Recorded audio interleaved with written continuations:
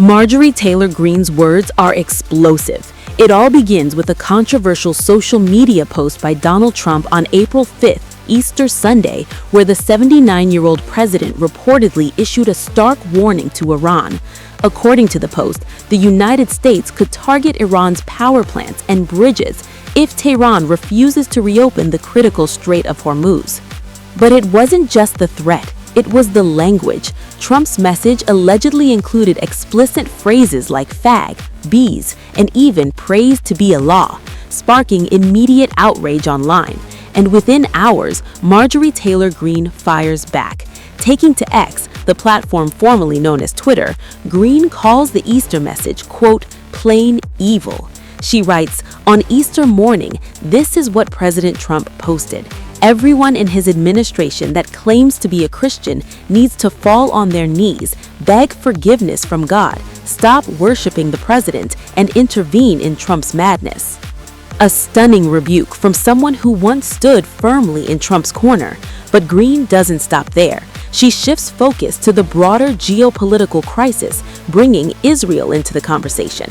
I'm not defending Iran, she writes, but let's be honest, the strait is closed because the US and Israel started an unprovoked war against Iran based on the same nuclear lies told for decades. Then comes another striking line. You know who has nuclear weapons?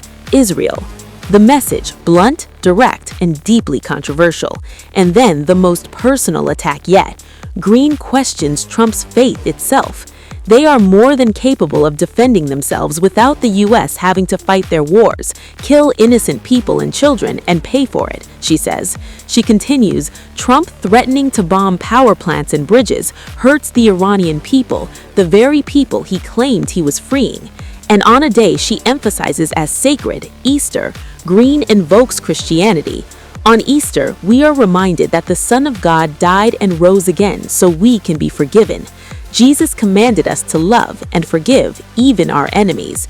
Then the line that's now dominating headlines. Our president is not a Christian, and his words and actions should not be supported by Christians. She goes further, urging officials inside the administration to act. Christians in the administration should be pursuing peace, urging the president to make peace, not escalating war. And finally, she ties it back to politics. This is not what we promised the American people when they overwhelmingly voted in 2024. I know, I was there more than most. A clear signal of a widening rift inside the Maga movement itself. All of this unfolding at a time when social media is already flooded with speculation, including unverified rumors about Trump's health and claims of hospitalization, adding even more chaos to an already volatile moment. So now the question grows louder. Is this just another political storm or the beginning of a deeper fracture inside Trump's own base? Because when allies turn critics, the story doesn't just trend, it escalates. And as this political firestorm rages, another wave of chaos builds online. Because at the very same time, social media is being flooded with unverified claims suggesting President Donald Trump has been hospitalized, even dead. A sudden silence from the White House has sparked a storm of speculation, and this time it's all about the health of Donald Trump. Rumors exploded online after the president abruptly canceled all public appearances on a Saturday, an unusual move that immediately raised alarm bells.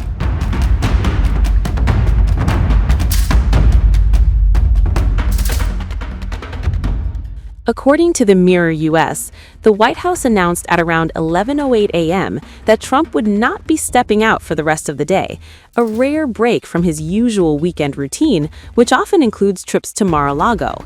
That single update was enough to send social media into overdrive. Within hours, speculation spiraled. Claims began circulating that the 79-year-old president had been admitted to Walter Reed National Military Medical Center, with some posts even falsely suggesting a serious medical emergency. The lack of immediate clarity only added fuel to the fire. But the White House quickly stepped in to shut it down. Trump's spokesman, Stephen Chung, took to X, stating, according to the Mirror US, that there has never been a president who has worked harder. insisting Trump was spending the Easter weekend working non-stop inside the White House and Oval Office. Still, the rumors didn't come out of nowhere. Trump's health has been under constant scrutiny throughout his second term, with critics pointing to public gaffes, visible fatigue, and past medical disclosures as reasons for concern, as highlighted in the Mirror US report. Adding to the speculation is Trump's previous visit to Walter Reed in October, where he confirmed undergoing an MRI scan. Speaking to reporters aboard Air Force One, Trump said, quoted by the Mirror US, that the results were perfect, though he did not elaborate on the reason for the test. His physician, Dr. Sean Barbabella, later clarified, according to the Mirror US, that the scan was part of a routine health check, including advanced imaging and preventive assessments, maintaining that the president remains in excellent overall health. However, earlier disclosures have kept the conversation alive. The White House confirmed in 2025 that Trump was diagnosed with chronic venous insufficiency, a condition affecting blood flow in the legs. Press Secretary Caroline Leavitt stated, as reported by the Mirror US, that the condition is common and considered benign, especially in older individuals. Even visible details like bruising on Trump's hands have drawn attention, with officials attributing it to frequent handshaking rather than any underlying health issue, according to the Mirror US. For now, the official line remains clear: no hospital visit, no emergency, no crisis. But in the age of viral speculation, even a single schedule change can trigger global panic. And as scrutiny around Donald Trump continues, every move, or lack of it, will keep raising the same question: what's really going on behind closed doors?